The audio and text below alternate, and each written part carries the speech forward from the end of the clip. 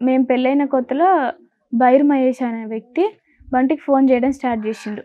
ఒక 1 మంత్ దాకా కంటిన్యూగా ఫోన్ చేసిండు. ఏమని అసలు ఆయన ఎవరు? ఆయన తాళ్ళగడ్డలో ఉంటాడు. బంటికి ఇతనికి ఇంతకుముందు 10 ఇయర్స్ బ్యాక్ 15 ఇయర్స్ బ్యాక్ గొడవలయినాయి అంట. ఓకే. అయినా కూడా తనకి ఎందుకు ఫోన్ చేసిండో తెలీదు నాకు కూడా బంటికి. ఏం గొడవలు? అంటే నార్మల్‌గా ఫ్రెండ్స్ వల్ల ఇట్లా ఫ్రెండ్స్ గొడవలు. ఓకే. అట్లా జరిగితే ఇంగా నాకు బంటి ఒకరోజు చెప్పిండు. మరి బైరు మహేష్ నాకు ఫోన్ చేస్తుంటే ఎందుకు ఫోన్ చేస్తుండో తెలియట్లేదు. ఊరికంటే చేస్తున్నా అని చెప్తే ఇట్లా మన కాళ్ళకి పడదు అని చెప్తే, సరే బంటి ఎందుకు ఎత్తుతున్నావు మన కాళ్ళకి పడదు కదా వద్దు వదిలేసేయి అని చెప్పినా నేను. సరే అని చెప్పి లైట్ తీసుకుండు అక్కడికి బంటి. ఓకే. ఇంకా కంటిన్యూగా చేయడం అట్లా స్టార్ట్ చేస్తే ఇంకా ఆయన మళ్ళీ ఇంకా బంటి ఏమైందో ఒక్కసారి మాట్లాడదాం అన్నట్టుగా ఫోన్ లిఫ్ట్ చేసిండు. లిఫ్ట్ చేసి ఏమైంది ఏంది అని చెప్పేసరికి వాళ్ళిద్దరు కన్వర్జేషన్ అట్లా నిమ్మలంగా మొదలైంది. బానే ఉందా కన్వర్జేషన్? మంచిగా ఉంది. అన్నయ్య అన్నయ్య అనుకుంటే మాట్లాడుకురు ఇద్దరు. ఓకే. తనంతా చాలా మంచిగా మాట్లాడినట్టు నటించిండు బైరు మహేష్. అన్న అన్న అనుకుంటా ఇట్లా ఇక్కడ ల్యాండ్ ఉంది అన్నయ్య, ఇక్కడ మనం కొనుక్కుందాము, ఇట్లా మనం మన వైపు చేసుకొని సగం సగం తీసుకుందాము, నువ్వు సగం పైసలు కట్టు నేను సగం పైసలు కట్టు అట్లా చెప్పుకొని మాట్లాడుకోవడం, రోజు పిలిపించుకోవడం, ఆ ల్యాండ్కి కొలతలు తీయించుకోవడం, ఆ ల్యాండ్ ఎవరిదో కూడా తెలియదు, అట్లా కొలతలు తీయించుకోవడం. ఎందుకంటే బంటికి ఇల్లు కావాలిగా ఇప్పుడు ఈ పరిస్థితుల్లో మేము పెళ్లి చేసుకున్నప్పుడు మాకు ఇల్లు లేదు. బంటికి ఇల్లు కావాలని ఉంది, మేము మంచిగా ఉండాలి, ఇల్లు కావాలి మాకంటే ఒక ప్లేస్ ఉంటే ఇల్లు కట్టుకుంటాం మంచిగా అన్నట్టుగా ఇంకా బయట తిరగడం, పైసలు సంపాదించడం అట్లా చేస్తుండు. అంతలోనే ఇతను వచ్చి ఇట్లా చేసేసరికి నమ్మిండు అతన్ని. నమ్మి ఇంకా రోజు తన దగ్గరికి వెళ్ళడం, తను కూడా పైసలు ఇచ్చేవాడంట. అంటే పైసలు ఇస్తుండగా ఇంకా నమ్మిండు, ఇంకా నన్ను మంచిగా చూసుకుంటారులే అని చెప్పి అనుకుండు బంటి. అట్లా 1 మంత్ దాకా అట్లనే తీసుకెళ్ళిండు, అట్లనే మాట్లాడిండు. మొన్న 26 రోజు ఇంకా అట్లనే ఇంకా ఆఫ్టర్నూన్ ఒకసారి మార్నింగ్ కాల్ మాట్లాడుకుర్రు ఇద్దరు. ఈ మధ్యలో ఇప్పుడు 1 మంత్ అంతా బానే ఉన్నారని చెప్పారు కదా, ఈ మధ్య గ్యాప్ లో ఎప్పుడు మీకు అనుమానం రాలేదా? అంటే నేను ఎట్లా చెప్పినంటే బంటి మరి అతనితో అంత ఇదిగా ఉంటున్నాం, మరి సపోజ్ గా తను వెనకంగా ఏదైనా చేయగాలి మనకి ఇబ్బంది అవుతుంది కదా, ఒక్కసారి చూసుకో, మరి నువ్వు నమ్మితే నీ ఆలోచన కరెక్ట్గా ఉంటుంది ఎప్పుడైనా, నాకు తెలుసు అది అని చెప్పిన నేను. సరే నాకు తెలుసు, నేను 2-3 తీసుకెళ్తున్నా, నేను వెళ్ళేటప్పుడు నేను ఒక్కరిని వెళ్ళను కదా, నా గురించి తెలుసు కదా నీకు, నాకు 2-3 ఉంటారు నా పక్కన ఎప్పుడైనా అంటే, సరే బంటి జాగ్రత్తగా ఉండు అని చెప్పి పోయేటప్పుడు ప్రతిరోజు నేను జాగ్రత్త అనే చెప్తా. అట్లా 26 రోజు మార్నింగ్ మాట్లాడుకుర్రు, ఒకసారి 9 o'clock అట్లా 10కి మాట్లాడుకుర్రు. మీరు పక్కనే ఉన్నారా అప్పుడు? 9 o'clock నేను వినలేదు. 9 o'clock అట్లా అయితే ఇట్లా ఆ రోజు రిపబ్లిక్ డే ఉంటే ఇంకా వాళ్ళు కొబ్బరికాయ కొట్టడానికి వాళ్ళ దగ్గరికి తీసుకెళ్ళిరు. వాళ్ళ కాలనీకి తీసుకెళ్ళి కొబ్బరికాయ కొట్టించిరు, అట్లా నమ్మించిరు. ఇంకా కొబ్బరికాయ కొట్టిస్తే వచ్చేస్తాడు నేను ఏడికి పిలిచినా అని చెప్పి అక్కడ కొబ్బరికాయ కొట్టించిరు. ఇంకా నెక్స్ట్ ఇంకా మళ్ళీ evening time 3 o'clock afternoon time 3 o'clock మాట్లాడిండ్రు. మార్నింగ్ అట్లా కొబ్బరికాయ కొట్టేసి ఎమ్మటే వచ్చేసిండు. వచ్చేసి 3 o'clock మళ్ళీ మాట్లాడుకురు. మీరు బాగానే ఉన్నారా ఇంట్లో అప్పటివరకు? నేను బాగానే ఉన్నా. 3 o'clock మాట్లాడుకుంటూ ఉన్నా. 3 o'clock నా పక్కనే ఉండు బంటి. నేను మాట్లాడుతుంటే విన్నా, ఆయన ఫోన్ చేస్తుంటే ఇంకా మాట్లాడుతుండు. అన్నా నువ్వు వీడికి వచ్చేసా అంటే, ఏడికి నేను రాను నువ్వే వచ్చేసా అని బంటి అన్నాడు. లేదు నువ్వే రా, మనం ఇక్కడ తాగుదాము, నువ్వు అది తాగు నేను ఇది తాగుతా. బంటి ఎలాంటిది తాగడు, సిగరెట్ తాగడు, కళ్ళు వాసన కూడా పడదు బంటికి. డ్రింక్స్ అలవాటు అసలు లేదు, ఏం లేదు. నార్మల్గా థమ్స్అప్, కోకోకోలా సంథింగ్ అవి తాగుతూ ఉంటాడు. తినేమో కళ్ళు తాగుదాం అనుకున్నాడు. ఇట్లా మా తోట దగ్గరికి వచ్చేసా అని చెప్పేసరికి సరే అన్న అని చెప్పి మాట్లాడుకుని అక్కడికి కట్ చేసిండ్రు. కట్ చేసేసరికి ఇంకా 4 అవుతుంది. అప్పటికి బంటి ఇంట్లోనే ఉండు మళ్ళీ కాల్ చేసిండు. కాల్ చేసేసరికి మొబైల్ నా దగ్గర ఉంది. 4:30కి ఏమో కాల్ చేసిరు, మళ్ళీ ఏం మాట్లాడుకురు వాళ్ళు. ఇంట్లో 5 o'clock కూడా మళ్ళీ చేసి అప్పుడు నేను విన్నా.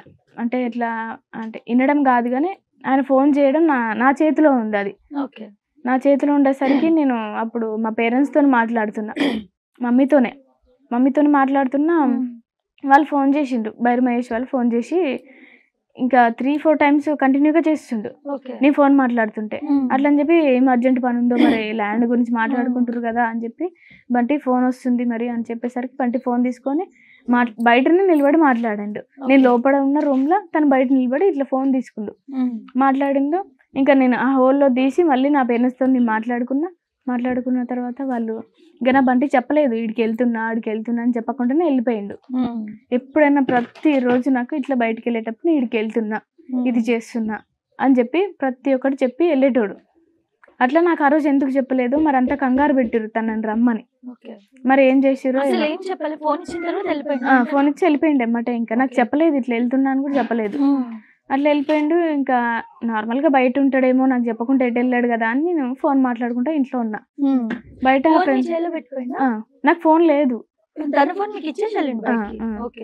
బయట నిలబడిండేమో, ఫ్రెండ్స్ ఉన్నారు కదా బయట, 2 ఫ్రెండ్స్ ఉన్నారు మాట్లాడుతురేమో అనుకున్నా నేను. అయితే వెళ్ళిపోయిండంటే ఇంకా 7, 8 అవుతుంది. ఎప్పుడైనా వెళ్తాడు కదా ఈవినింగ్ ఒక టీకో అట్లా వెళ్ళిండేమో అని చెప్పి నేను అనుకున్నా. అయితే ఈవినింగ్ 9 అవుతుంది, 8 అయిపోయింది, 9 అయింది.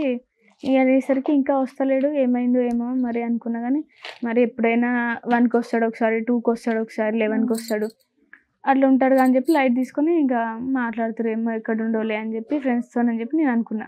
ఫోన్ నా దగ్గరే ఉంది అప్పుడు. నాకు అంత ఆలోచన ఎందుకు రాలేదో తెలియదు మరి మళ్ళీ ఫోన్ చేయాలని.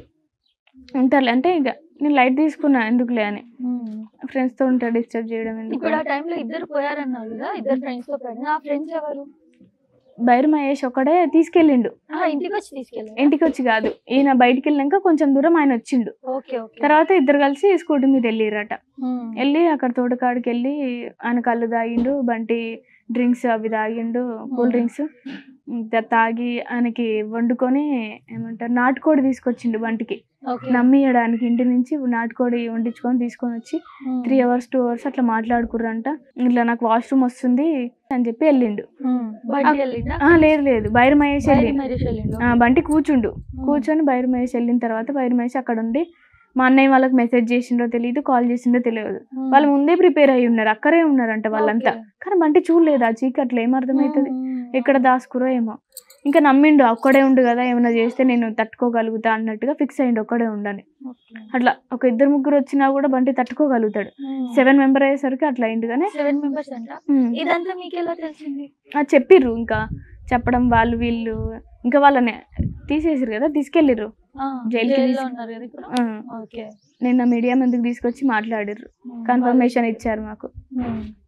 అట్లా ఇంకా మాట్లాడుకురు. 3 hours ఒప్పుకున్నారు. అసలు ఏమనిపిస్తుంది నీకు? సొంత అన్నలు, నీ తోడబుట్టిన వాళ్ళు ఎప్పుడు చెల్లె బాగుండాలని కోరుకోవాలి కదా, నిన్ను ఇలా చేసేసారు, ఇప్పుడు ఏ స్థితిలో లేకుండా చేశారు. లైఫ్ లాంగ్ నువ్వు ఇలా ఇండిపెండెంట్ గా ఉంటావా? వాళ్ళకు కూడా అట్లనే అవుతుంది కదా. ఇప్పుడు చెల్లెని చేస్తే ఇప్పుడు నా పాపం వాళ్ళకి తగులుతుంది కదా ఖచ్చితంగా. వాళ్ళకి ఆలోచన రాలేదు, మరి ఎందుకు అంత మృగాలుగా చేసిరో నాకు తెలియదు. మరి అంత చేస్తారని చెప్పి బంటి నేను అసలు ఎక్స్పెక్ట్ చేయలే.